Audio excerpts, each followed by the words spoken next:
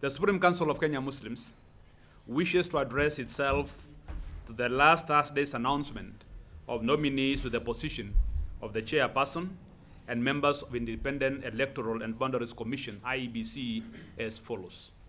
The Supreme Council of Kenya Muslims, first and foremost, congratulates the nominees and the selection panel for the milestone achieved towards constituting the electoral body and wishes the nominees success as they face vetting and approval by the National Assembly.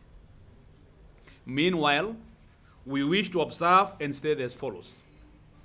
As one of the institutions under the corporate umbrella of the Interreligious Council of Kenya, IRCK, who nominated members, 2 of our members served, in fact the chair is our member, on the selection panel, SUPKEM unreservedly supports the selection panel's recommendations and the President's nominations that are now before the National Assembly. We are therefore confident that the National Assembly will add the much needed extra layer of vetting and approval, the product of which will be a team that earns the trust and confidence of the people of Kenya to manage their elections, which are very key to our young but enduring democracy. In this regard, the Supreme Council of Kenya Muslims has ironclad confidence in the selection panel and its outcome, and we will continue to render this support as and whenever required. In essence, we will not run away or question a process which we have been fully involved in and supportive of.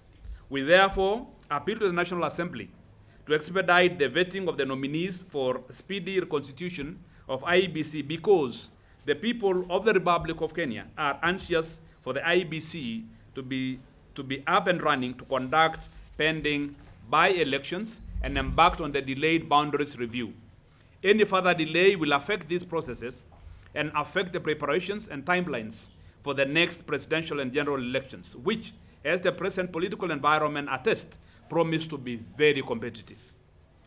But as we affirm our support of and confidence in nominees, we are equally concerned about the toxic political rhetoric that has already greeted the nominees.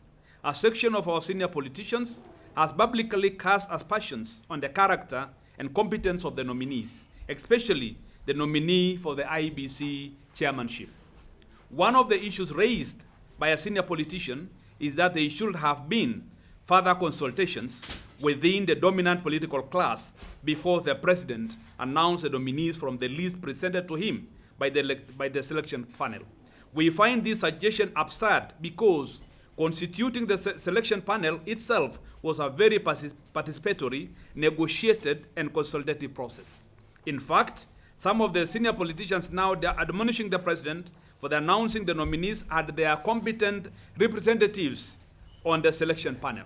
So unless they are saying that they don't trust the contribution of their representatives on the selection panel, another round of consultations to agree on the persons already recruited by the selection panel, would only serve to open another round of unnecessary haggling and political horse trading that will further delay the constitution of IEBC.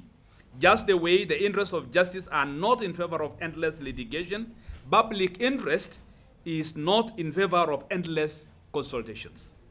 Above all, the nominees will be facing vetting the National Assembly, and if anybody has a problem with any or all of them, they will have a chance to raise them. We therefore appeal to all stakeholders and Kenyans at large to support this process and lend support to the nominees in order to inspire confidence in expected new IEBC. If our memory serves us right, and from the regular report, we went into 2007 general elections with an election management body that had been heavily falsified to the extent that the tragic 2007-2008 post-election violence was almost inevitable.